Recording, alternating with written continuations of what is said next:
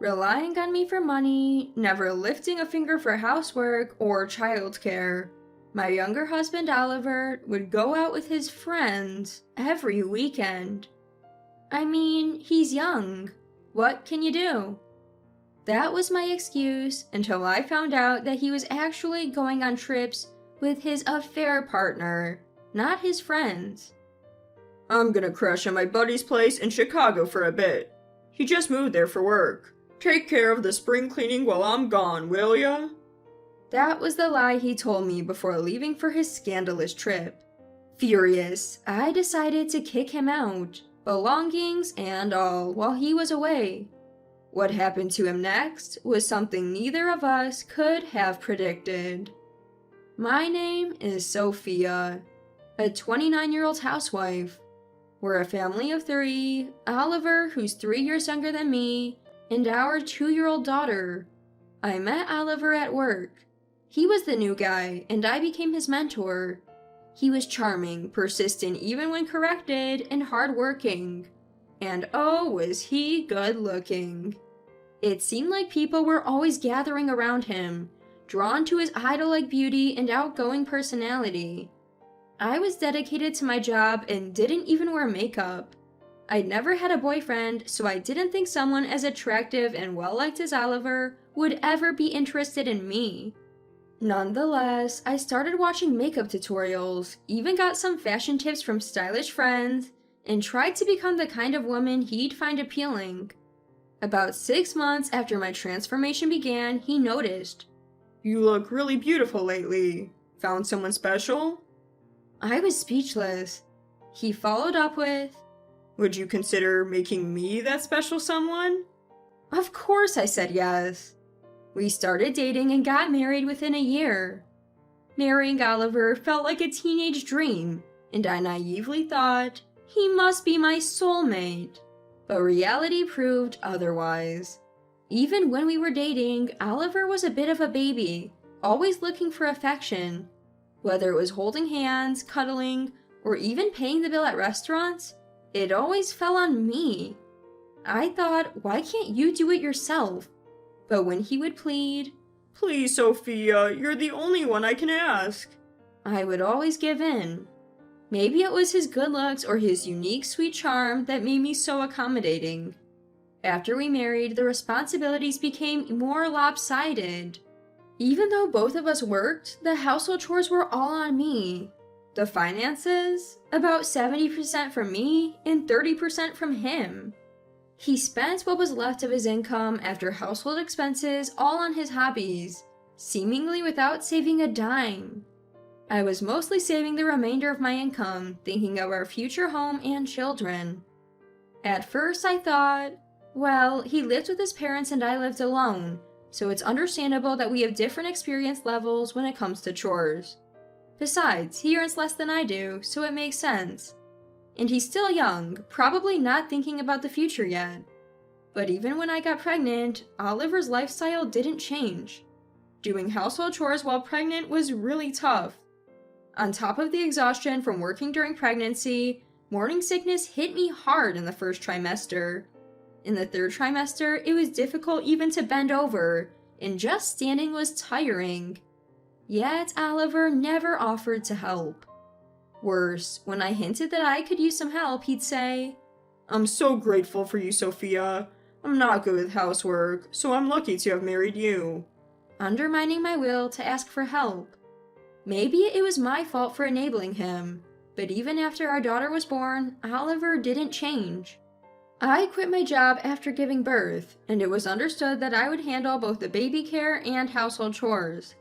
Yet Oliver would still stay out late, hang out with friends, and go on trips as if he were single.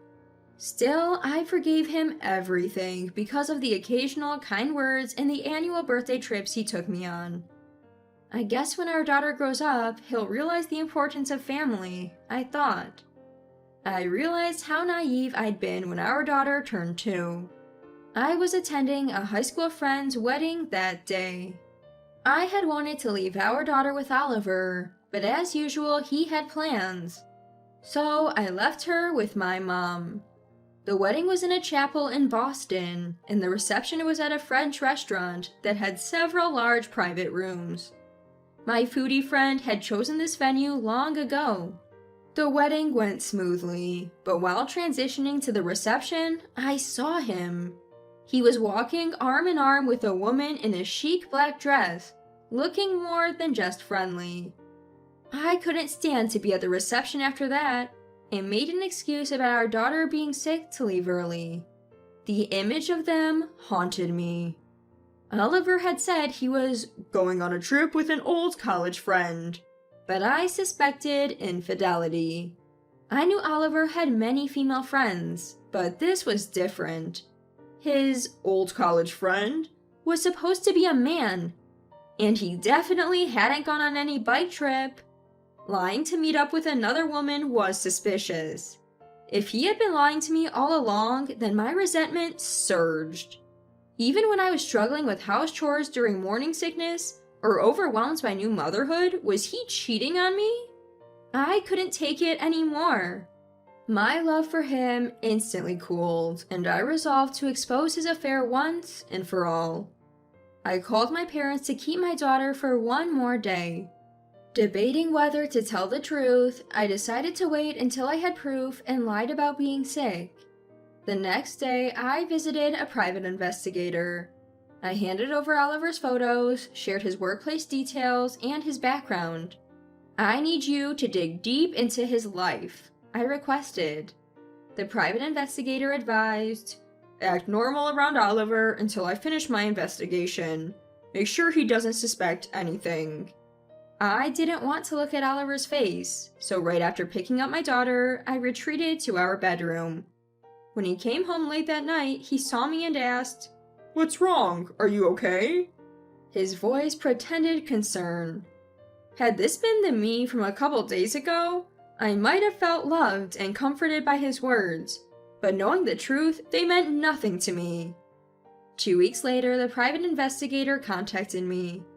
"Oliver has been having an affair for the past 2 years," he said. The other woman was a married, older nurse. The restaurant where I spotted them, a regular haunt for their monthly rendezvous, which had been ongoing for about 2 years. I was shocked that she was married, but according to the investigator, nurses work shifts, making it easier to conceal an affair. What shocked me even more was that this nurse worked at the hospital where my daughter was born. It may be a coincidence, but it is the same hospital as my 2-year-old daughter. Something felt creepily coincidental about the affair lasting 2 years and us having a 2-year-old daughter. That day, I decided to divorce Oliver and started plotting a plan. "I'm staying at my junior colleague's place in Chicago for the night. Make sure you clean the house," Oliver told me. Normally, I'd be annoyed that he pushed spring cleaning on me during a busy time, but I smiled, secretly relishing my own scheme. "Take care, see you later." "Sure, I'll bring back souvenirs." Holding our daughter, I waved goodbye. Oliver seemed oblivious. Back inside, I told my daughter, "We're going on a trip! Let's go see the ocean!" My daughter, who loves fish, cheered, "Yay, ocean!" "First, let's take a little nap." I laid her down for a nap and continued my preparations. I had been packing my bags and Oliver's, making sure he wouldn't notice, but I couldn't touch our bedroom or living room items, so I sorted them into boxes. Finally, I disassembled the baby crib, laid my daughter in her stroller, and called the movers. My stuff went to my parents' home, and Oliver's got discarded. Apart from the built-in appliances, the apartment was empty. I headed to a hotel overlooking the ocean in another state, somewhere my daughter had always wanted to visit. Our travel essentials had already arrived in the room. My daughter kept saying, "Yay, ocean!" as she looked out the window. Watching the sun set over the sea, I felt a mix of sadness and relief. Exhausted from packing and the journey, we went to bed early. Before sleeping, I sent Oliver an email, a picture of him and his mistress. Despite sleeping early the night before, I still slept until midday. When I rushed to check on my daughter, she was gripping the crib bars and looking at the ocean with such focus that I had to laugh. I had planned to eat out for lunch, but since my daughter couldn't tear herself away from the window, I ordered room service. My daughter was clearly enamored with her fish-themed kids meal and took her sweet time eating it, but she looked happy throughout. Just then, I received a call from Oliver. He must have seen the photo I'd sent him last night of him with his mistress. Ignoring the call, I texted him, "I have no plans to live with you anymore. Best of luck with your new love interest." More calls from Oliver kept coming in. Annoyed, I blocked his number. After finally finishing lunch, I took my daughter to play by the sea. By the time we got back to the hotel, it was already dark outside. Checking my neglected phone, I saw that my brother had tried to reach me. I called him back but got no answer. 15 minutes later, he called again. According to him, Oliver had rushed home to our empty apartment after reading my email. Apparently, Oliver then went to my parents' house thinking I'd be there. But I was on vacation with our daughter, so only my fuming parents and brother were there after they heard about Oliver's affair. My brother chuckled, saying Oliver looked so down it was actually funny. Oliver got chewed out by my parents, and as he was leaving, my brother told him, "All future communications will go through my attorney," and handed him a business card. Oliver apparently tried to punch my brother, saying, "Don't make decisions for me." This was something I'd asked my brother to do, so it wasn't just his unilateral decision. My brother dodged the punch and Oliver stumbled, slamming his shoulder into the doorway. He was in so much pain that my brother took him to the hospital, where he was diagnosed with a compound fracture and is currently in surgery. During all this, my brother had managed to collect Oliver's mobile phone. It was in my name because I'd been footing most of Oliver's bills. "Just skimmed through it and saw some pretty outrageous messages, haha," my brother said. Apparently, there were messages from Oliver like, "We'll be apart for a while, but let's hang in there." "I only love you, so I won't have another affair. Do the same for me." The next morning, my daughter and I had a lot of fun at the beach.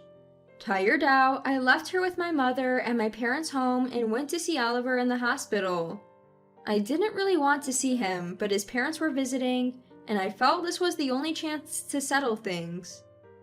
Upon arriving, Oliver's parents, who'd heard everything, looked at me apologetically but said nothing.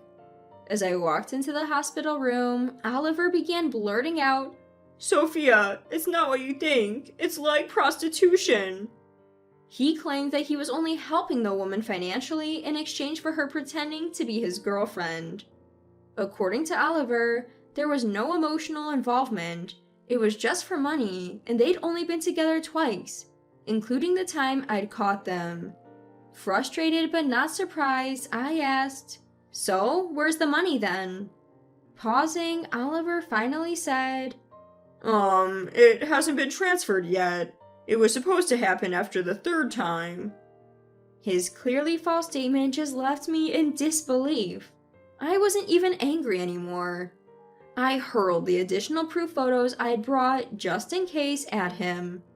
Upon seeing the photos, mother-in-law broke down crying. Ignoring the distraught mother-in-law, I slammed the pre-filled divorce papers down in front of a stunned Oliver. "I'm done with your lies. We're getting a divorce. I'll live with our daughter. We'll sort out the details like child support and asset division through lawyers later," I said, exiting the hospital room. Oliver's plea, "Wait, you're misunderstanding," fell on deaf ears. I felt incredibly relieved. When I returned to discuss my claims against Oliver, the attorney chuckled and told me he'd been assigned to represent Charlotte's, Oliver's affair partner's now ex-husband, which made for an awkward situation. To address the financial matters after the divorce, Oliver and I agreed on no division of assets but a one-time payment of $30,000. We also decided he'd pay $300 a month in child support for the next 16 years, until our daughter turns 18. If Oliver ever missed a payment, he'd have to pay the entire amount up front. My lawyer took care of the discussions, so I didn't have to see Oliver's face. A face I once loved, but now never wanted to see again. Oliver apparently said things like, "I want to get back together," and "I can't live without Sophia." according to my lawyer, not once did he mention our daughter in all of this. After the divorce, I found remote work I could do from my parents' home while raising our daughter. She started preschool and was making progress with her speech. She never really talked about Oliver, probably because she doesn't remember spending time with him. My lawyer informed me that Oliver had abruptly paid the full child support amount. Shocked, I learned from my lawyer that Oliver had lost his job after his affair was leaked to his company by Charlotte's husband. He started working in a nightclub and met a wealthy patron who agreed to take care of him, including paying off his child support debt. "Oliver connecting with other women is unacceptable," the patron had said. My lawyer chuckled as he told me how Oliver showed up dressed to the nines, handing over the full amount in cash. 5 years later, when my daughter was in 2nd grade, the police contacted me. Oliver had been arrested for theft and had named me as his emergency contact.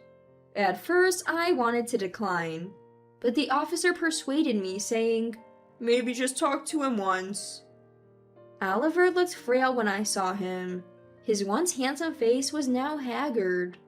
Turns out the wealthy patron was married and chose to reconcile with her husband after their affair was discovered. I thought to myself, Oliver likes only people like that.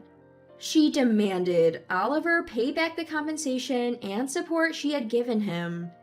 Thrown out of his apartment, penniless, Oliver resorted to theft. "I need your help," he pleaded. "I'm sorry, Sophia is all I have left." But hearing his story, it all sounded like his own doing. I declined to act as his emergency contact and gave the police his parents' phone number before heading home. Apparently, his parents also refused to get involved, which means Oliver could face real jail time, even as a first-time offender. The police informed me, but my decision remained the same. I have no intentions of rekindling things with Oliver, nor do I want to drag myself into this mess. People have suggested that I should remarry now that my daughter is older, but I know better. The experience with Oliver taught me that I can't trust my own judgment when it comes to people. I won't jeopardize my precious daughter's well-being. Fortunately, she has grown into a good person, even without a father figure. Though she's a bit rebellious lately and doesn't want to hold my hand, that's okay. I cherish the life I have now, living with my daughter and my parents.